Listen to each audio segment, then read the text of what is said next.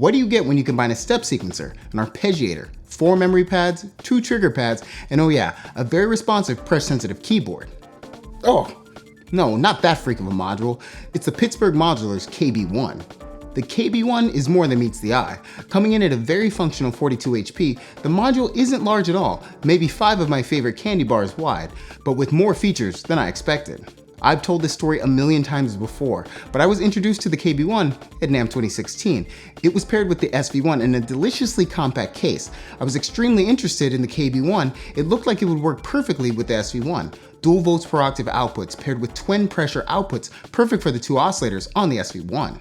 Unfortunately, my small 84 HP starter rack was overflowing already with 2 Mother 32s, so the KB-1 was on my long list of wishlist modules. The KB-1 is fashioned after the more revised interface we're used to seeing on a Pittsburgh Modular module. Moving through the different modes is as simple as pressing, you guessed it, the mode button. Mono, dual, ARP, and Seek are front and center with bright blue LEDs, making knowing what mode you're in extremely visible. You've got an extremely well-designed 13-note touch and pressure-sensitive keybed that, please believe me when I say this, I actually really like.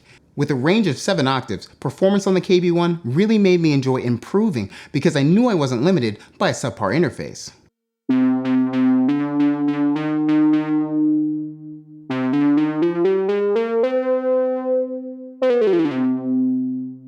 Like any traditional keybed, your ability to play on the KB-1 is only limited by your personal and creative dedication. Monophonic and duophonic modes are available. Just patch channel 1's volt per octave output to the pitch or CV input of one of the oscillators, and channel 2's volt per octave output to a second oscillator's pitch or CV input, and you've got a fantastic interface for 2-note harmonies.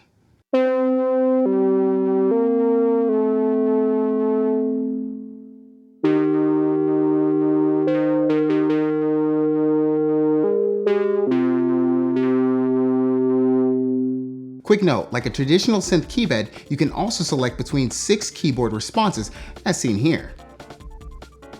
The 2 pressure-sensitive gate triggers on the left can be assigned to 6 different flexible functions.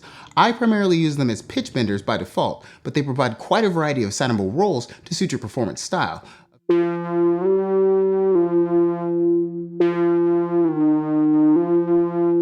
A very robust arpeggiator is included, and it couldn't be simpler. The hold button latches the channel 1 and 2 gates when a key is pressed.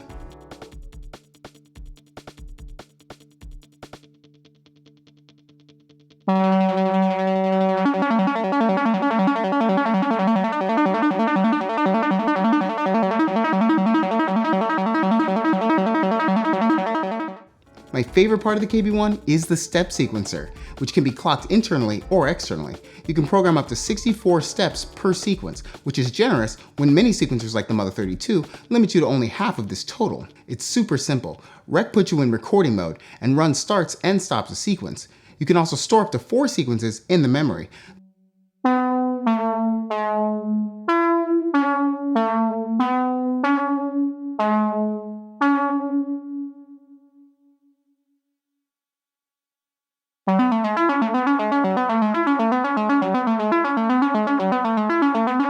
The 4 preset touchpads are used for selecting the sequence.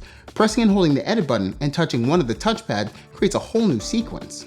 Straight up, the KB-1 module is for me, for the player, the individual who sequences in an expressive melodic fashion, someone who wants a lot out of the performance module, but definitely has room to spare.